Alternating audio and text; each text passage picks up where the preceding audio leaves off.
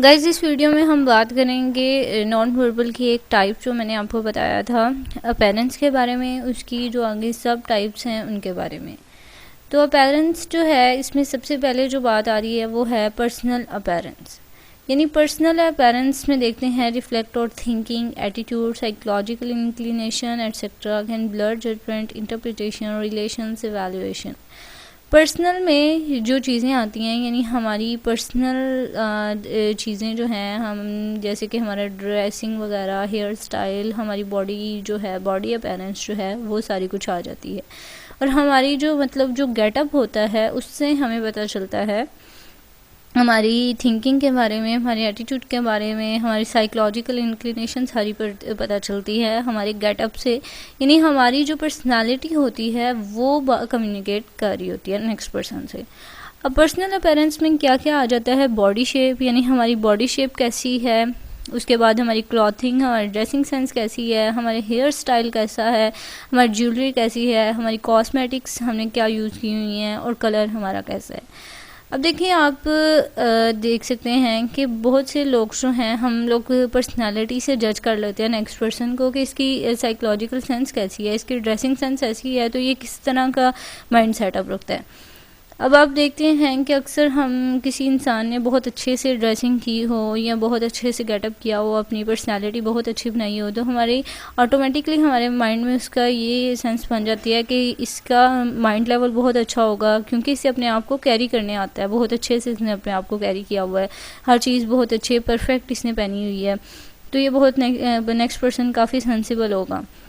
लेकिन अगर वही कोई और पर्सन है, उसने अपना बाल उसके बिखरे हुए हैं या कपड़े उसके फटे पुराने हैं, तो उसे पता चल जाएगा कि ये पर्सन जो है ये कोई एक लेबर है या कोई मांगने वाला है, तो इस तरह पता चलते थे।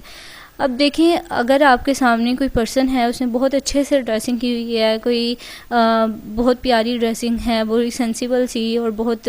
फैंसी एक्सपेंसिव ड्रेसिंग की हुई है, और उसके साथ एक पर्सन खड़ा है, उसने बहुत आम सी ड्रेसिंग की हुई है,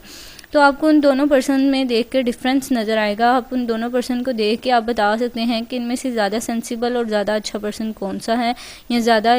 माइंड सेटअप यानी ज़्यादा इंटेलिजेंट कौन सा है। आपके माइंड में एक इमेज क्रिएट हो जाता है पर्सनल अपीयरेंस को लेकर, और इसी तरह ये जो पर्सनल अपीयरेंस होती है ये कम्युनिकेट कर रही होती है। अब अपीयरेंस ऑफ सराउंडिंग की बात की जाए तो इसमें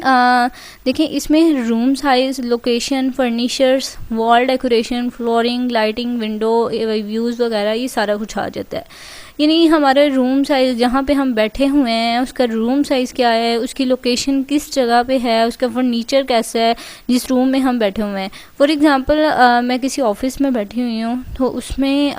कोई पर्सन मुझसे मिलने आएगा, तो मेरी ऑफ़िस की लोकेशन और ये उसका साइज़ और उसकी वॉल डेकोरेशन वगैरह देखकर ही उसे मेरे स्टेटस का पता चल जाएगा, उसे मेरे कल्चर का पता चल जाएगा।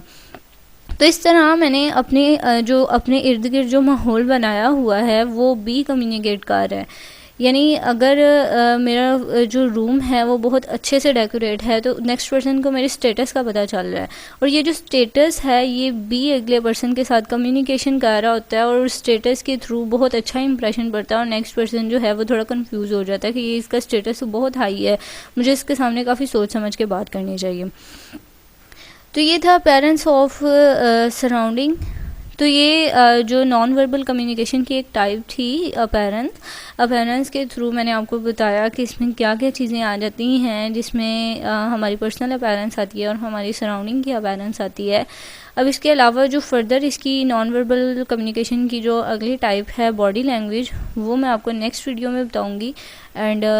उसके अलावा जो एक और थर्ड टाइप है साइलेंस, टाइम एंड स्पेस, वो भी आपको अलग वीडियो में दिखाई जाएगी, आप उसको ज़रूर देखिएगा। Thank you so much for watching.